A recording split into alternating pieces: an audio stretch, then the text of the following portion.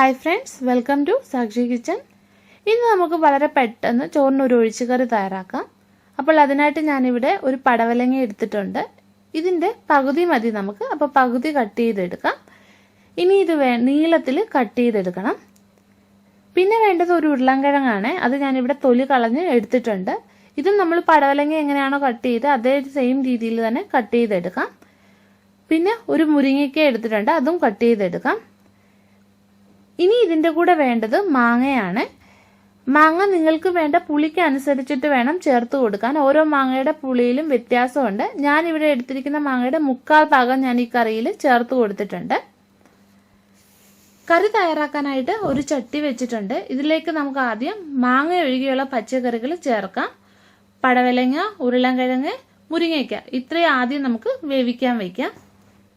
ഇനി ഇതിലേക്ക് വേവാൻ ആവശ്യമായിട്ടുള്ള വെള്ളം ഒഴിച്ചു കൊടുക്കാം. ഇനി കഷ്ണങ്ങൾക്ക് ആവശ്യമായിട്ടുള്ള ഉപ്പ് ചേർക്കാം. ഇനി ഇത് അടച്ചു വെച്ച് വേവിക്കാം. കഷ്ണങ്ങൾ ഒരു 1/4 ഭാഗം വെന്ത് വന്നിട്ടുണ്ട്.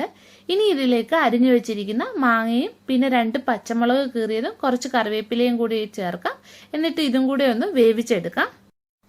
ഇനി ഈ കറിക്ക് ആവശ്യമായിട്ടുള്ള അരപ്പ് തയ്യാറാക്കാം.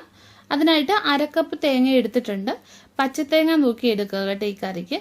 പിന്നെ 4 ചെറിയ ഉള്ളി, ഇനി 1/4 ടീസ്പൂണ് മഞ്ഞൾപ്പൊടി, 1 ടേബിൾ സ്പൂണ് മുളക് പൊടി. ഇത് അധികം എരിവില്ലാത്ത മുളക് പൊടിയാണ്. മുളക് പൊടി നിങ്ങളുടെ എരിവിനനുസരിച്ചിട്ട് ചേർത്ത് കൊടുക്കുക.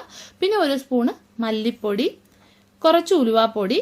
ഇനി ഇത് നല്ലോണം ഒന്ന് അരച്ചെടുത്തിട്ട് വരാം. വെജിറ്റബിൾസ് വെന്ത് വന്നിട്ടുണ്ട്. ഇനി ഇതിലേക്ക് അരച്ച് വെച്ചിരിക്കുന്ന അരപ്പില്ലേ അത് ചേർത്ത് കൊടുക്കാം. ഇനി ഈ മിക്സിയുടെ ജാറിലേക്ക് ഗ്രേവിക്ക് ആവശ്യമായിട്ടുള്ള വെള്ളം കൂടെ ഒഴിച്ചിട്ട് ഈ കറിയിലേക്ക് ചേർത്ത് കൊടുക്കുക. ഈ സമയത്ത് നിങ്ങൾ ഉപ്പ് നോക്കിയിട്ട് വേണമെങ്കിൽ ഉപ്പും കൂടി ചേർക്കുക കേട്ടോ. പിന്നെ വീഡിയോ ഇഷ്ടപ്പെടുകയാണെങ്കിൽ ലൈക്ക് ചെയ്യാനും ഷെയർ ചെയ്യാനും മറക്കല്ലേ. അപ്പോൾ കറി തിളച്ച് വന്നിട്ടുണ്ട്. ഇനി ഇതിലേക്ക് കടുക് താളിച്ചത് ഒഴിച്ചു കൊടുക്കാം. ഇത് ഞാൻ കടുക് പൊട്ടിച്ചിട്ട് വറ്റൽമുളകും കറിവേപ്പിലയും ചുവന്നുള്ളിയും കൂടി ഇട്ട് വഴറ്റിയെടുത്തതാണ്. അപ്പോൾ ഇത് ചേർത്ത് കൊടുത്തേ. അപ്പോൾ നമ്മുടെ കറി ഇവിടെ തയ്യാറാക്കി എടുത്തിട്ടുണ്ട്. നല്ല ടേസ്റ്റി ആയിട്ടുള്ള കറിയാണ്. എല്ലാവരും ഇതൊന്ന് ചെയ്ത് നോക്കിയിട്ട് പിന്നെ നിങ്ങളുടെ അഭിപ്രായങ്ങൾ കമൻറ്റ് ചെയ്യുക. അപ്പോൾ ചാനൽ സബ്സ്ക്രൈബ് ചെയ്യാത്തവരുണ്ടെങ്കിൽ ഒന്ന് സബ്സ്ക്രൈബും കൂടെ ചെയ്തേക്കണേ. ഇനി നമുക്ക് മറ്റൊരു റെസിപ്പിയുമായിട്ട് വീണ്ടും കാണാം.